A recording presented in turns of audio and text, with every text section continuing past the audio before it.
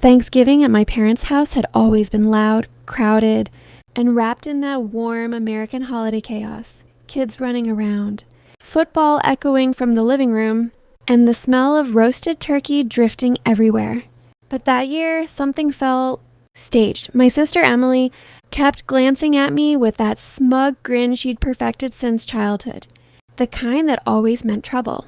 When everyone finally sat, she stood up dramatically, tapping her spoon against a glass as if she were announcing Oscar winners.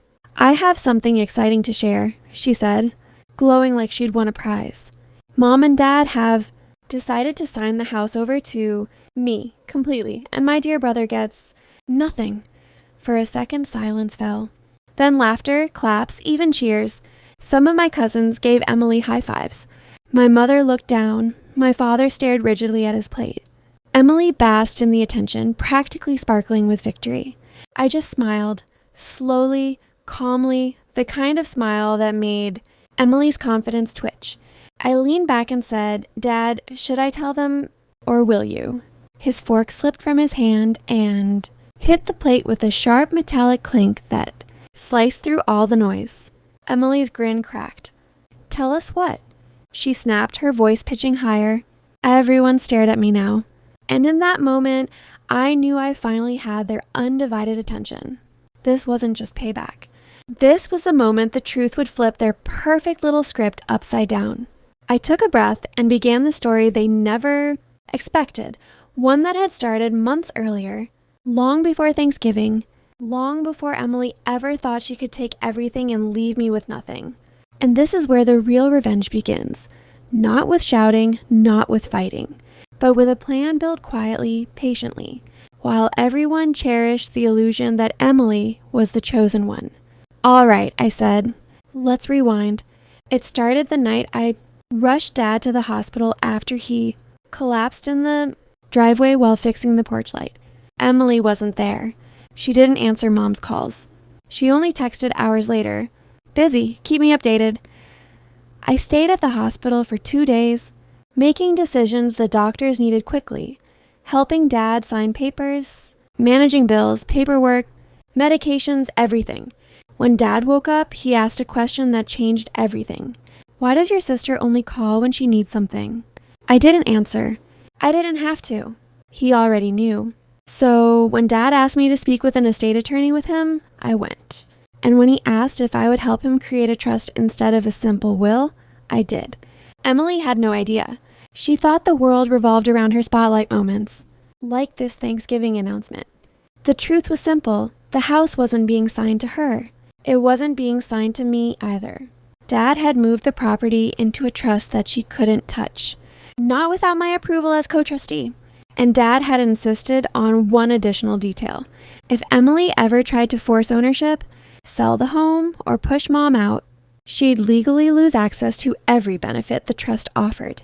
Emily didn't know any of this because Dad didn't want drama. He wanted protection. Protection from manipulation, favoritism, and entitlement.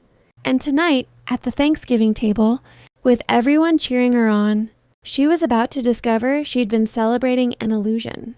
I could feel the tension at the table rising like a storm. Everyone leaned closer.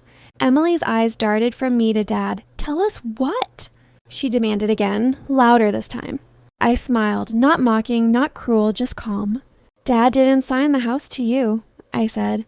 Gas rippled around the table. Emily's cheeks flushed red. "You're lying," she shouted. Dad finally looked up, his face tired but firm. "He's not lying, Emily. The house isn't yours." And just like that, her entire performance collapsed. Emily shot to her feet. "Are you kidding me? After everything I've done for this family?" Everyone looked around awkwardly because we all knew what she'd done. Show up for photos, brag about being the favorite, and disappear the second anything inconvenient happened. Dad cleared his throat. "Emily, you weren't here when it mattered. Your brother was, and this house isn't a prize. It's our home. It needs protecting." Mom nodded softly. Emily looked like she'd swallowed fire. "So what, he gets the house?" she screeched. I shook my head. "No one gets the house. It's in a trust. I'm co-trustee. We make decisions together, and you can't force a sale or throw Mom out. Legally, you can't touch it unless you act. Like family, not competition. The room was so quiet you could hear the football. Commentators in the background.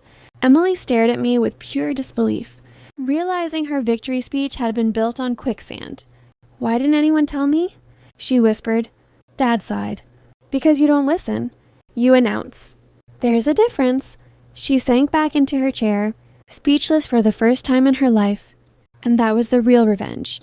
Not destroying her, not humiliating her, but forcing her to face the truth she'd been running from. Entitlement has consequences. The hook had landed. The truth had detonated. And for once, Emily wasn't the center of attention. Accountability was. I raised my glass. Now that we're all caught up, I said, can we eat? Laughter finally broke the tension. Even Dad cracked a smile. Emily stayed quiet, processing everything. And that night, something changed. She finally realized that families aren't trophies. And homes aren't rewards. They're responsibilities.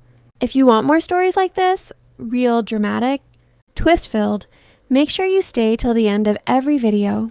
You never know when the next twist will drop.